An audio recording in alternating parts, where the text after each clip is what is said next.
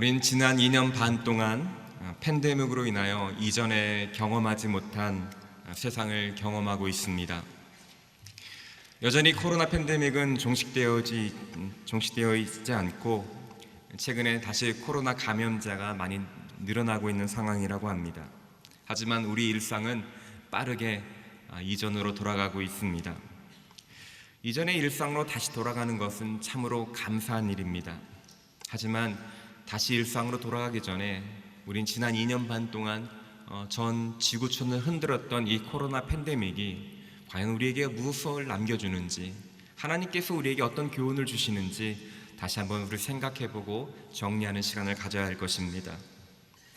저에게 있어서 코로나 팬데믹은 성경에 있는 예언되어 있는 종말을 피부가 느껴질 정도로 체험하는 시간이었습니다. 주님은 부활하신 후 승천하시면서 이 땅 가운데 다시 오시겠다라고 약속하셨습니다. 주님께서 이 땅에 처음 오셨을 때는 아기의 모습으로 참 겸손하게 선택된 몇 사람만이 알고 있는 국지적인 상황으로 이 땅에 오셨습니다. 하지만 주님이 다시 오실 때에는 주님 처음 오셨을 때와는 전혀 다른 모습으로 오실 것이라고 약속하셨습니다. 마태복음 26장 64절에 보면 이제 앞으로는 인자가 권능의 보좌 오른편에 앉아 있는 것과 하늘 구름을 타고 오는 것을 너희가 볼 것이다. 주님은 영광 가운데, 능력 가운데 모든 사람들이 볼 수 있을 능력으로, 영광으로 이 땅에 오신다고 하셨습니다.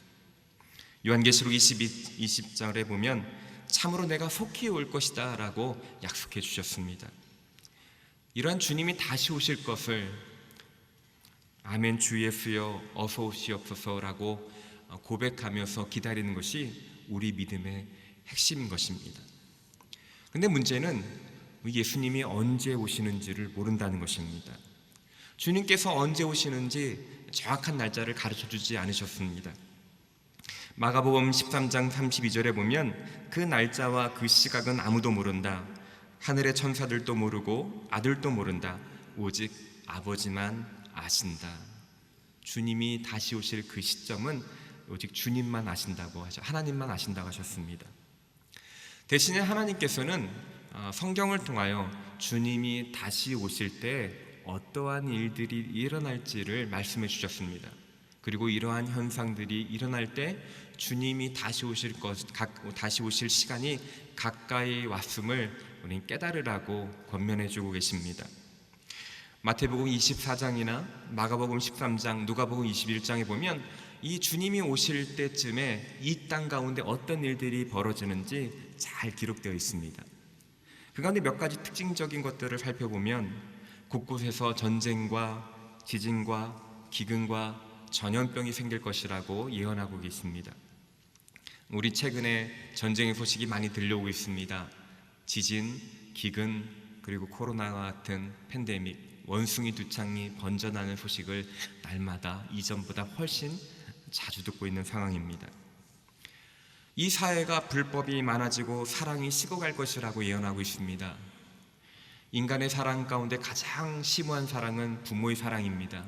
그러나 부모가 자녀를 버렸다는 이야기가 너무나 자주 뉴스에 들려오고 있습니다.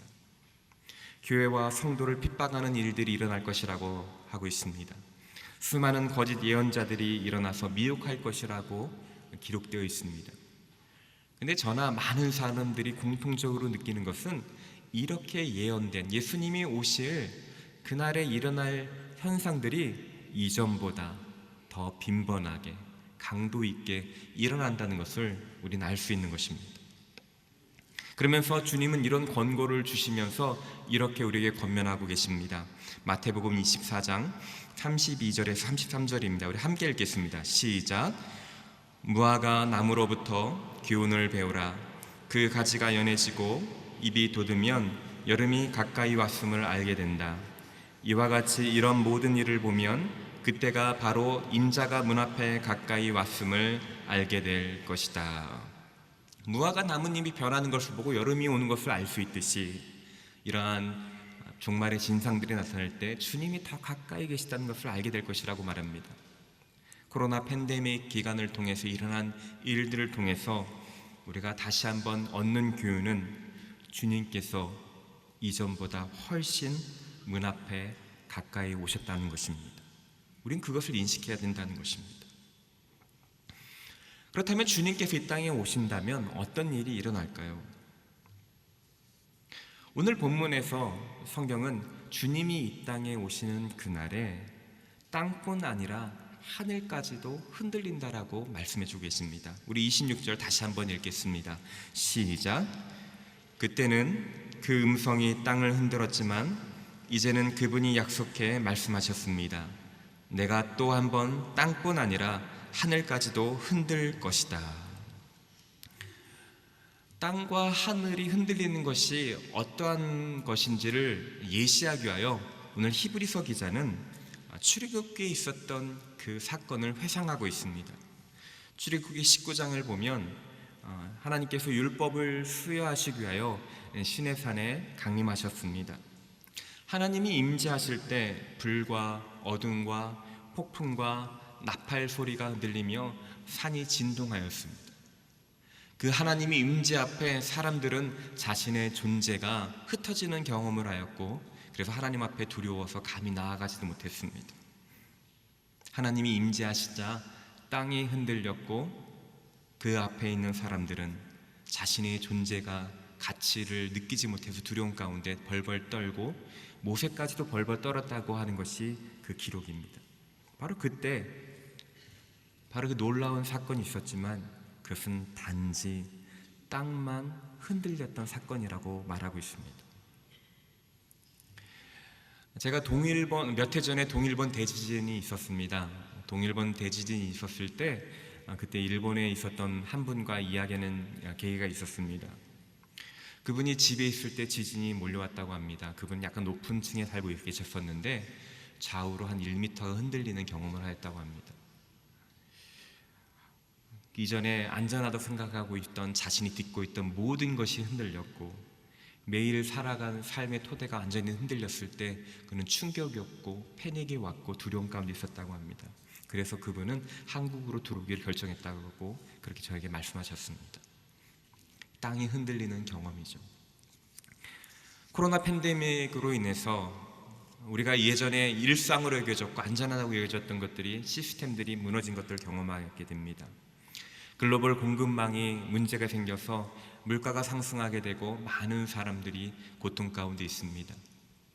이 땅이 흔들리는 경험인 것입니다. 이 땅이 안전하다고 생각하는 시스템이 제대로 작동하지 않는 경험인 것입니다. 그러나 이것은 땅이 조금 흔들리는 경험이라는 것입니다.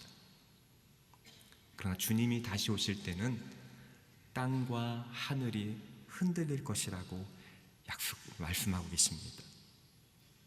땅만 흔들리는 것도 이렇게 고통스럽고 두려운데 땅과 하늘이 흔들린다는 것, 그것은 어떠할까요?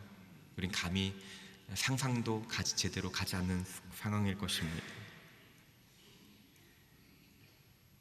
땅과 하늘이 흔들린다는 것, 이 세상에서 우리가 안전한 삶과 행복한 삶을 의지하기 위하여 의지하셨던 것들이 모든 것이 흔들린다는 것입니다.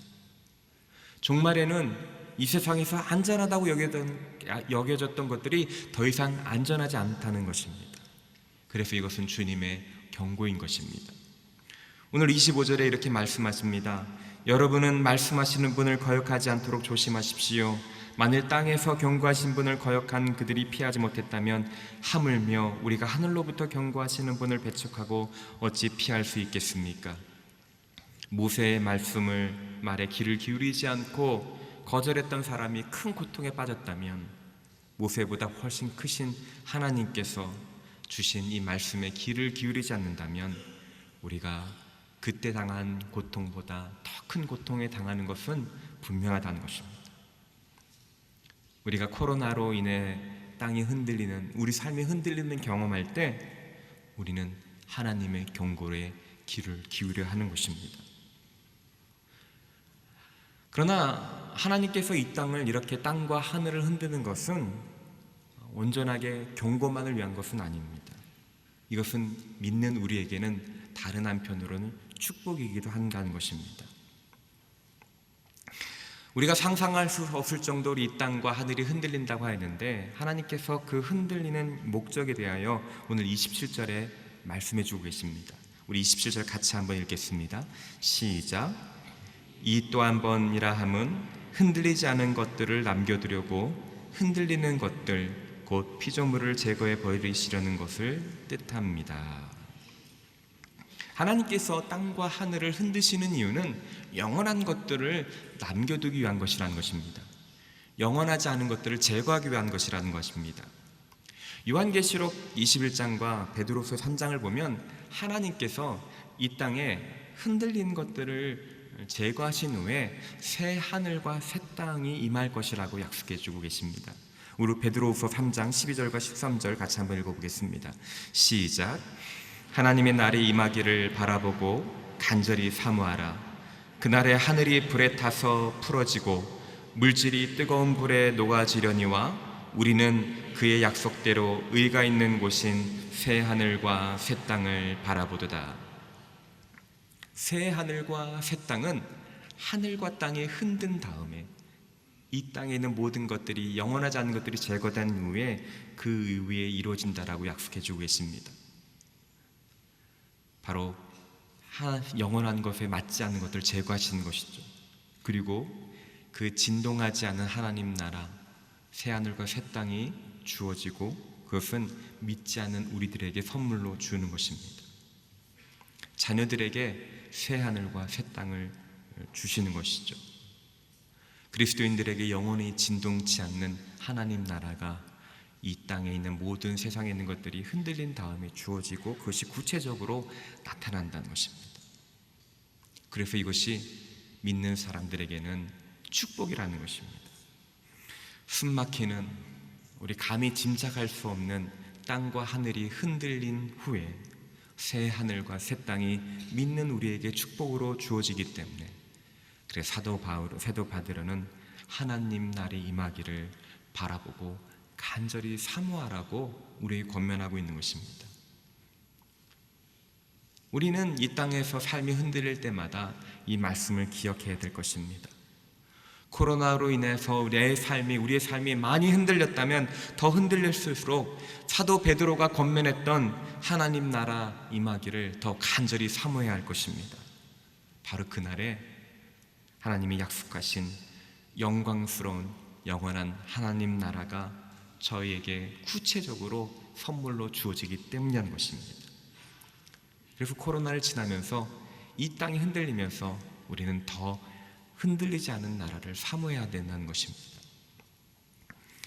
그렇다면 이렇게 흔들리지 않는 그 영원한 나라를 사모하는 삶, 그런 삶은 과연 어떤 삶일 것인가? 우리는 구체적으로 오늘날 그러면 그 미래에 있을 그 일들을 위해서 어떻게 살아야 할까요? 첫 번째는 영원히 흔들리지 않는 것에 더욱 주목해야 된다는 것입니다.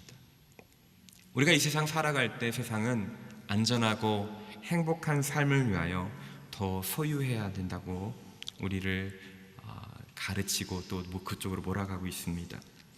이 땅에 있는 것들을 많이 가지면 가질수록, 누리면 누릴수록, 높으면 높을수록 안전할 것이라고 가르쳐주고 있습니다. 하지만 우리가 방금 지금까지 발표받았듯이 그러한 것들은 우리를 안전하게 행복하게 해주지 않습니다. 주님이 오실 때 그것들은 다 흔들리고 없어질 것입니다. 영원한 것이 아니라 지나가는 것입니다. 이럴 때일수록 우리가 주목해야 될 것은 영원한 것에 주목해야 되는 것입니다. 변하지 않는 것에 주목해야 되는 것입니다. 변하지 않는 것이 무엇입니까? 바로 하나님과의 관계입니다. 예수님과의 관계입니다. 하나님과 예수 그리스도는 영원하시고 한결같으신 분이시기에 그분과 관계를 맺는 것은 영원하고 한결같게 되는 것입니다. 히브리서 13장 8절에 보면 예수 그리스도께서는 어제나 오늘이나 영원토록 한결같으신 분이시라고 말씀하고 계십니다. 그런 한 분 한결같은 분과 관계를 맺는 것, 그 관계는 한결같이 영원토록 지속되는 것입니다. 이 땅에 있는 모든 것들이 파괴되고 변화되고 지나간다 하더라도 하나님과 그리스도와 관계를 맺는 것은 영원히 변치 않는 것입니다. 우리는 이 세상을 살면서 안전하고 행복한 삶을 살기 위하여 많은 에너지와 시간과 노력을 흔들리는 것, 일시적인 것, 변하는 것에 투자하고 있습니다. 그러나 가장 안전하고 편안을 주는 것은 주님 안에 있을 때인 것입니다. 주님 발 앞에 머물며 주님의 얼굴을 바라보는 것이 영원토록 남는 영원한 것, 안전한 자리를 나아가게 되는 것입니다. 우리는 얼마나 많은 시간과 에너지를 들여 영원한 것에 주목하고 있는지 우리 자신을 돌아봐야 할 것입니다. 내가 그토록 애쓰고, 내가 그토록 힘쓰고, 내가 그토록 두려워한 것들이 영원한 것인지 아니면 지나가는 것인지 우리는 우리 삶을 돌아봐야 될 것입니다. 그리고 그 전에 그렇지 못했다면 영원한 것, 흔들리지 않는 주님과의 관계에 더 많은 시간과 에너지와 힘을 투자하는 지혜와 결단이 있어야 될 것입니다. 사랑하는 성도 여러분, 여러분의 삶 가운데 영원한 것을 더욱 주목하는 지혜가 있으시길 바랍니다. 두 번째, 영원한 나라를 소망하기 위하여 오늘 본문에서는 흔들리지 않은 나라 받음을 감사해야 한다라고 권면하고 있습니다. 28절을 같이 한번 읽겠습니다. 시작. 그러므로 우리가 흔들리지 않는 나라를 받았으니 감사합시다.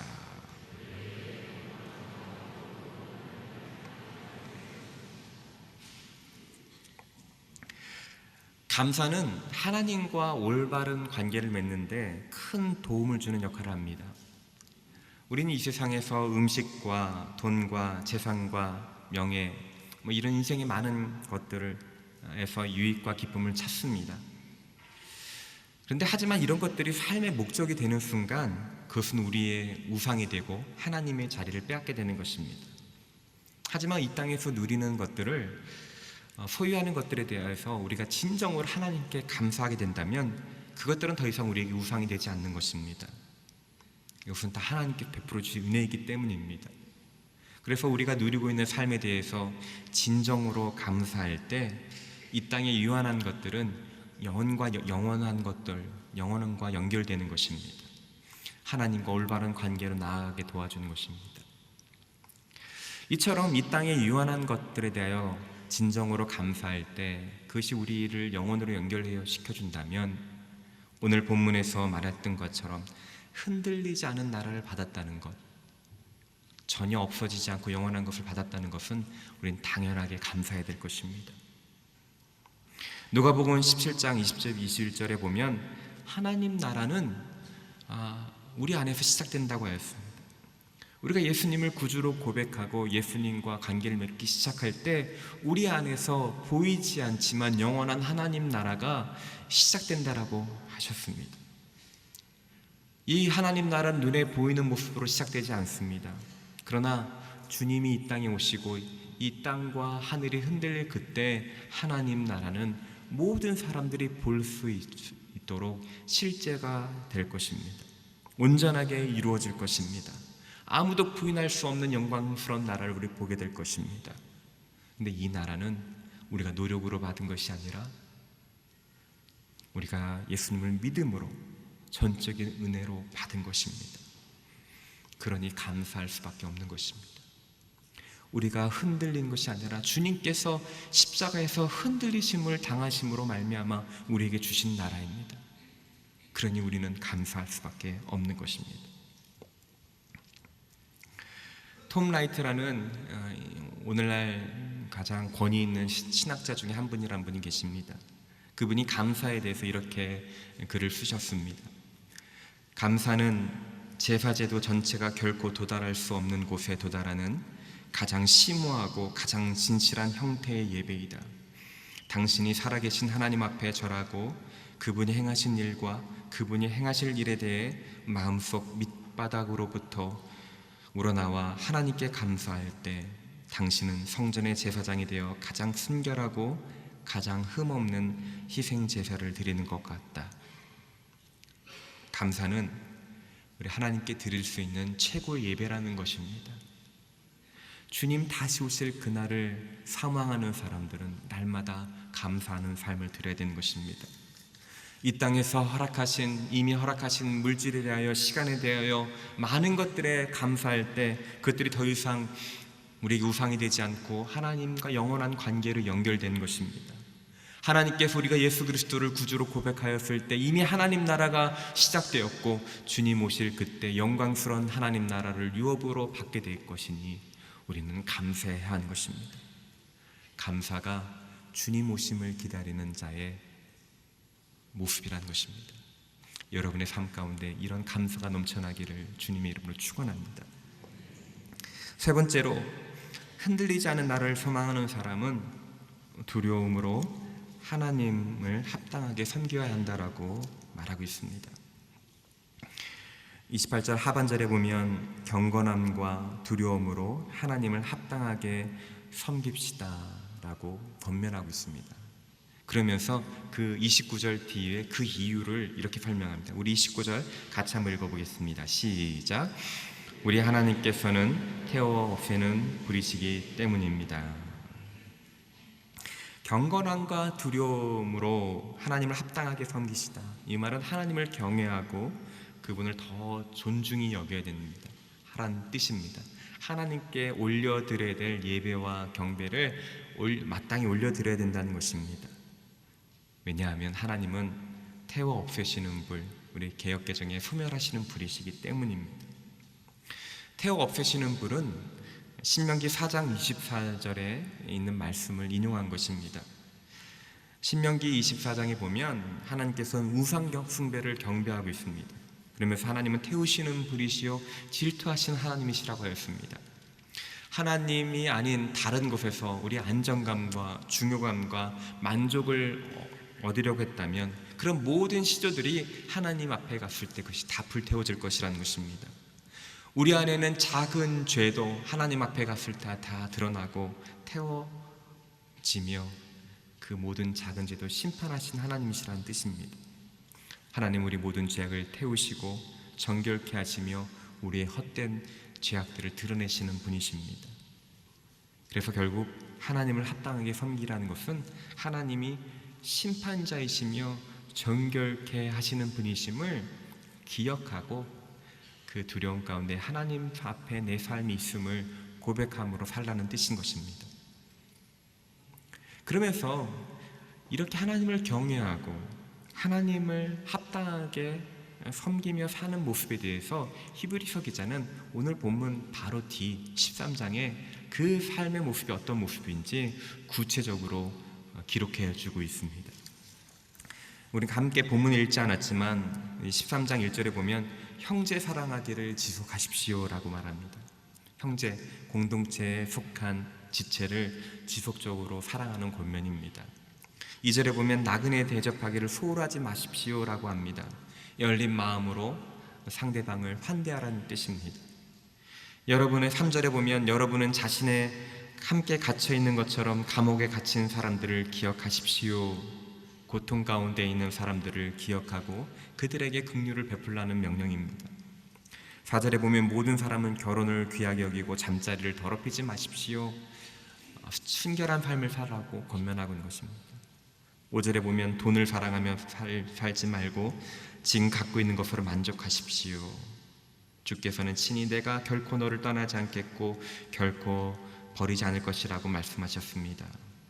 주께서 입히시고 공급하시는 분이심을 알고 그분께 맡기며 자족하는 삶을 살라고 하신 것입니다. 여러분, 이것을 쭉 읽다 보면 주님 오심을 기다리는 삶이 이 세상과 등지고 세상과 단절하는 삶이 아닌 것을 알게 됩니다. 시한부 종말론이나 아니면 음모론 같은 두려움에 휩쓸려서 두려움으로 인해서 살아가는 삶이 아니라는 것을 알게 되는 것입니다. 어떻게 보면 주님을 기다리는 삶은 매일의 삶 가운데 하나님의 뜻에 순종하는 삶인 것입니다. 매일 만나는 사람들, 공동체에 허락된 사람들, 일상으로 만나는 사람들을 진심으로 더 사랑하려고 하며 더 거룩하고 힘쓰려고 하며 주님이 우리를 긍휼히 여기셨던 것처럼 다른 사람을 긍휼히 여기는 그런 삶을 사는 것, 주님의 성품을 닮아가는 삶을 사는 것, 바로 그것이 다시 오실 주님을 기다리는 삶의 모습이라고 우리에게 권면하고 있는 것입니다. 사랑하는 성도 여러분, 우리는 주님 다시 오심을 기다리는 그리스도인입니다. 주님은 이 땅 가운데 다시 오실 것입니다. 주님이 오실 때 이 세상의 헛된 것들은 다 제거되고 버려질 것입니다. 우리가 이 땅에 살면서 우리 삶이 흔들릴 때마다 우리는 흔들리지 않는 하나님 나라를 더 소망해야 되는 것입니다.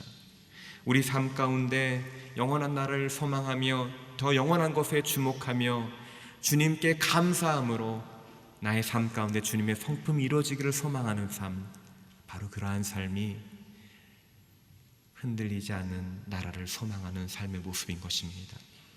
이러한 삶을 사시는 저와 여러분 되시기를 주님의 이름으로 축원합니다. 이제 우리 같이 한번 기도하도록 하겠습니다.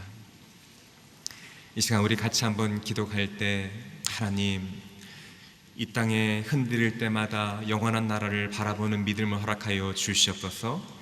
하나님, 이 땅에 흔들리는 것에 나의 삶의 안정과 행복을 의지하는 것이 아니라 주님께서 약속하신 영원한 하나님 나라를 더 소망하는 삶이 되게 하여 주시옵소서. 주님께 머무르며 주님 안에 있는 것이 가장 안전한 삶임을 고백합니다. 주님, 우리에게 시대를 분별할 수 있는 지혜를 허락하여 주시옵소서. 이 시간 우리 같이 한 목소리를 기도하도록 하겠습니다. 사랑과 은혜가 충만하신 주님, 코로나 팬데믹을 통하여 우리 삶이 흔들리는 경험을 하였습니다. 그러나 이 땅의 삶이 흔들릴 때 우리가 기억해야 될 것은 영원한 진동치 않은 하나님 나라가 우리 가운데 이미 선물로 주어진 것을 기억해야 할 것입니다. 주님, 우리가 다시 한번 흔들리지 않은 나라를 바라보며 더 소망하며 살아가는 저희가 되게 하여 주시옵소서. 이 땅에 사라지는 것에 헛된 마음을 빼앗기지 않게 하여 주시고 영원한 것을 주목하며 감사함으로 하나님을 경외하는 삶을 살아가는 저희 모두가 되게 하여 주시옵소서. 우리 삶을 통하여 하나님, 마라나타 주 예수여 어서 오시옵소서. 주님 오시기를 기다리며 지혜로운 신부처럼 예배하는 삶을 살아가는 저희 모두 되게 하여 주시옵소서. 하나님, 다시 한번 코로나 팬데믹을 통하여 우리의 삶이 흔들릴 때 흔들리지 않는 영원한 나라를 바라보게 됩니다. 주님, 오늘 이 말씀을, 주님께 주신 이 말씀을 기억하게 해주시고 영원한 나라를 소망하는 삶, 거룩한 삶, 감사하는 삶을 살아가는 저희 모두 되게 하여 주시옵소서. 감사드리며 이 모든 거 우리 주 예수 그리스도의 이름으로 기도드립니다.